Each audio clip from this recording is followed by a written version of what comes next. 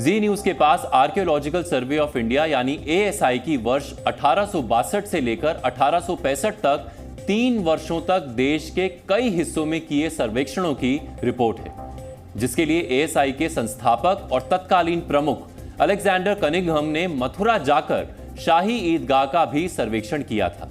जी हां, आज से 160 वर्ष पहले शाही ईदगाह का सर्वेक्षण हुआ था। इस सर्वे में जो सच सामने आया था उसकी रिपोर्ट भी जी न्यूज के पास मौजूद है।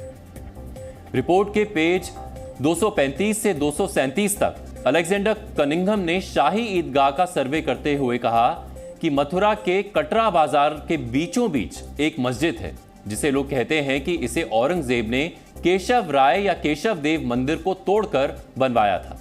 कनिंघम लिखते हैं कि लोगों का यह आरोप मेरे सर्वे में सत्य पाया गया।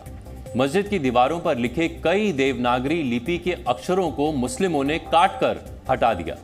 हमारी ग्राउंड रिपोर्ट में भी इसकी पुष्टि हुई है। कनिंघम अपने सर्वेक्षण रिपोर्ट में आगे लिखते हैं कि मस्जिद की पिछली दीवार पर आज भी केशव राय मंदिर के प्रमाण मिलते हैं, जहां मंदिर की दीवार के सहारे ही मंदिर के ही ध्वस्त अवशेषों से मस्जिद का निर्माण हुआ था। कनिंघम आखिर में कहते हैं कि अगर औरंगजेब ने मंदिर को नहीं तोड़ा होता तो आज भारत में श्री कृष्ण का केशव राय मंदिर भारत का सबसे बड़ा मंदिर होता। ये तो हुई एएसआई की 160 वर्ष पुरानी सर्वे रिपोर्ट की बात, जिससे यह पता चलता है कि शाही ईदगाह मस्जिद को प्राचीन केशव राय मंदिर को तोड़कर बनाया गया था। अब हम आपको वर्ष 1935 में इलाहाबाद हाईकोर्ट के उस फैसले की कॉपी दिखाते हैं जिसमें श्री कृष्ण जन्मभूमि के मालिकाना हक पर विस्तार से रोशनी डाली गई थी। इसमें साफ साफ लिखा है कि मथुरा में 13.37 एकड़ जमीन, जहां आज श्री कृष्ण का मंदिर और शाही ईदगाह है, उसका असल मालिकाना हक हिंदू राजा पट्नीमल के वंशजों के पास है। फैसले में यह भी लिखा है कि राजा पट्नीमल के वंशजों ने दावा सिर्फ जमीन पर किया था, मस्जिद पर नहीं। इसलिए कोर्ट ने मुस्लिमों को सिर्फ नमाज अदा करने की छूट दी थी। यह फैसला वर्ष 1935 को आया था, जिसके करीब 9 वर्ष बाद राजा पट्नीमल के वंशजों ने पूरी 13.37 एकड़ जमीन भव्य श्री कृष्ण मंदिर निर्माण के लिए 3 लोगों के नाम कर दी, जिसकी रजिस्ट्री की कॉपी भी आप स्क्रीन पर देख रहे हैं, जिसमें लिखा है कि जमीन के एवज में राजा पट्नीमल के वंशजों को 13,400 रुपए का भुगतान भी किया गया था। इस खरीद बिक्री के खिलाफ मुस्लिम पक्ष वर्ष 1946 में कोर्ट चला गया था, लेकिन कोर्ट में मुस्लिम पक्ष की याचिका खारिज कर दी गई थी। इसके बाद 21 फरवरी 1951 को श्री कृष्ण जन्मभूमि ट्रस्ट बनाकर पूरी 13.37 एकड़ जमीन भगवान श्री कृष्ण विराजमान को समर्पित कर दी जाती है और 1953 में मंदिर का पुनर्निर्माण भी शुरू हो जाता है। लेकिन इस 13.37 एकड़ जमीन में 2.5 एकड़ पर शाही ईदगाह मस्जिद काबिज है और करीब 10.90 एकड़ जमीन पर ही श्री कृष्ण जन्मस्थान मंदिर बना है। बाकी की 2.5 एकड़ जमीन वैसे तो श्री कृष्ण जन्मभूमि ट्रस्ट के नाम थी, लेकिन कब्जा मुस्लिम पक्ष का ही रहता है। सारे विवाद की जड़ यही 2.5 एकड़ जमीन है, जिस पर मुस्लिम पक्ष अपना दावा करता है और इस दावे का आधार है वर्ष 1968 का वो कथित समझौता जो इस समय सवालों में है। मुस्लिम पक्ष इसी समझौते को आधार बनाकर 2.5 एकड़ जमीन पर अपना दावा छोड़ने के लिए तैयार नहीं है।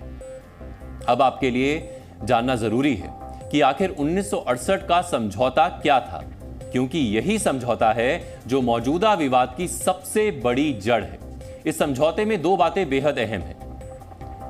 पहला ये कि जहां पर मस्जिद है उसकी अगल बगल की वो जमीन जिसका मालिकाना हक तो श्री कृष्ण जन्मस्थान सेवा संघ के पास है, लेकिन जिसका इस्तेमाल मस्जिद इंतजामिया कमेटी कर रही है, अब उस पर मुस्लिम पक्ष का ही मालिकाना हक होगा।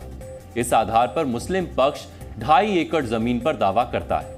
इस समझौते का दूसरा विवादित प्रावधान यह है कि समझौते के तहत जो जमीन हिंदू पक्ष के पास आई, उस जमीन के लिए कब्जा शब्द का इस्तेमाल किया गया, जबकि मुस्लिम पक्ष के पास आई जमीन के लिए मिल्कियत शब्द का इस्तेमाल हुआ। आसान भाषा में कहें तो हिंदुओं को कब्जा दिया गया और मुस्लिमों को मालिकाना हक। परंपरा में या जो हमारे धर्म ग्रंथ हैं उसमें हमको ऐसा संदर्भ मिलता है कि भगवान श्री कृष्ण के प्रपौत्र थे वज्रनाभ। उन्होंने कुल देवता के मंदिर के रूप में वहां पर एक मंदिर की स्थापना की थी, भगवान श्री कृष्ण के मंदिर की स्थापना की थी। ये पहला हमको परंपरा में हमको ये प्रमाण प्राप्त होता है। उसके बाद जो इंस्क्रिप्शनल एविडेंस है, जिसे हम पक्के तौर पर ऐतिहासिक प्रमाण कोई भी कहता है, कोई भी उसको जांच सकता है, परख सकता है, देख सकता है। ऐसे में एक शक क्षत्रप हुआ उस क्षेत्र का सोडास, उसका एक अभिलेख हमें मिला है जिसमें वो बताता है कि किसी वसु नामक आदमी ने, वसु नामक व्यक्ति ने यहाँ पर एक मंदिर का निर्माण कराया, जिसमें वेदिका, तोरण द्वार और मंदिर की जो शैली है उसका ध्यान रखते हुए, और पहली शताब्दी के लगभग का वो प्रमाण है।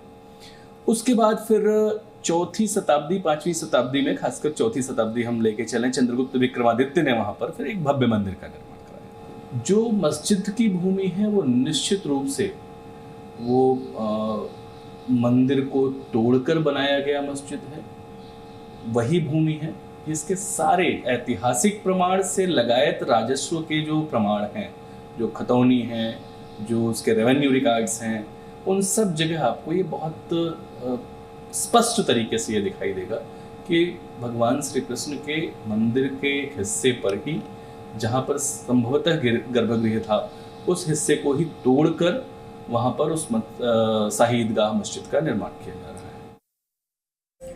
असल में ये समझौता ही इस विवाद की असली जड़ है।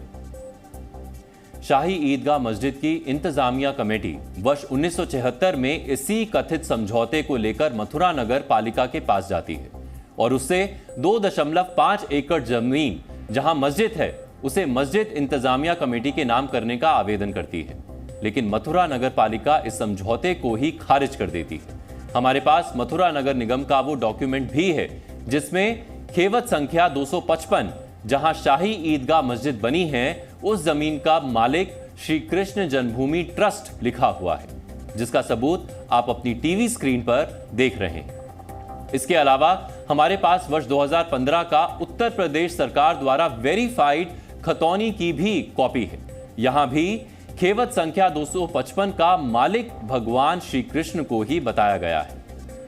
यानी सारे कागज शाही ईदगाह मस्जिद के नीचे हिंदू मंदिर होने के पक्ष में गवाही दे रहे हैं और शाही ईदगाह मस्जिद की दीवारों पर भी सच साफ साफ दिखाई दे रहा है, जो हमने आपको दिखाया भी है। अब इलाहाबाद हाई कोर्ट ने शाही मस्जिद परिसर के सर्वे का आदेश दे दिया है, जिसमें क्या निकलकर सामने आता है ये देखने वाली बात होगी।